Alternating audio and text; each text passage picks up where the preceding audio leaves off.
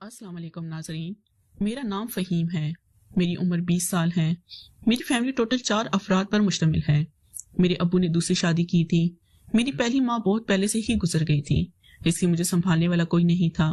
मेरे अब्बू एक जमींदार थे और हमारी गांव में काफी सारी जमीनें थी, इसलिए अब्बू खाते पीते घराने से थे।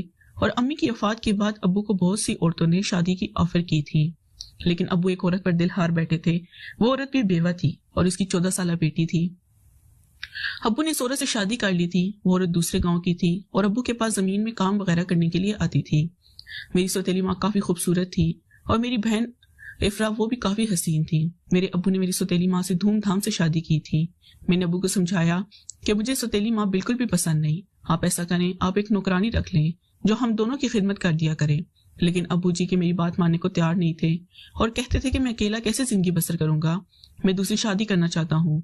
फिर मैंने भी अब्बू को इजाजत दे दी थी। मैंने पढ़ाई मुकम्मल कर ली थी और अब मैं घर में अकेला ही होता था।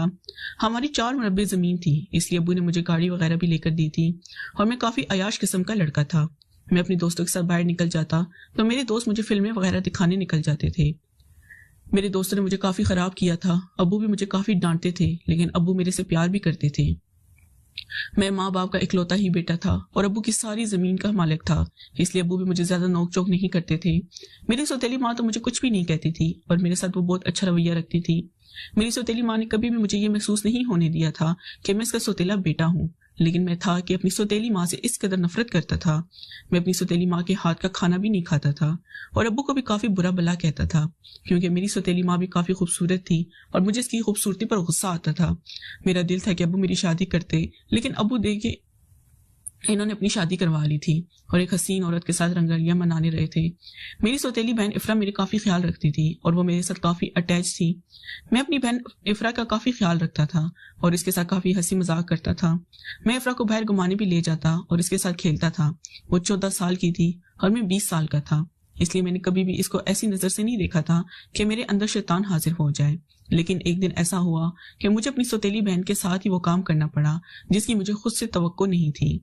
ये सर्दियों की रात थी। अब्बू जमीनों में ही पानी लगा रहे थे और मेरी सौतेली माँ टाइम से ही अपने कमरे में जाकर सो गई थी। मेरी सौतेली बहन इफ्रा मेरे कमरे में ही पढ़ाई कर रही थी। रात के 10 बजे मुझे खाने की तलब हुई तो मैंने अपनी सौतेली बहन इफ्रा को कहा कि जाओ फ्रिज में से कुछ खाना निकाल कर ले आओ। ये इफ्रा गई और खाना लेकर आ गई थी। मैंने खाना खाया और खाना खाकर मैं इफ्रा मेरे पास बैठ गई। मैंने हाथ धोए और हाथ धोकर इफ्रा के साथ लड्डू खेलने लगा था। लड्डू खेलते खेलते मैंने ये इफ्रा से शर्त रखी थी कि जो हार जाएगा वो दूसरे को अपनी मनमर्जी करने देगा। ये इफ्रा भी मान गई थी और मेरे साथ लड्डू खेलने लगी थी। हम दोनों लड्डू खेलने लगे तो बार बार इफ्रा हारने लगी थी और हारते हुए इफ्रा रोने लगी थी, क्योंकि मैंने इसको कहा था कि मैं अपनी मर्जी करूंगा। इफ्रा भी अब काफी उदास होने लगी और इसने मुझे कह दिया कि फहीम भाई अब आप अपनी मर्जी कर लें, आप जो भी करना चाहते हैं। मैंने इफ्रा से इस काम की फरमाइश कर दी थी।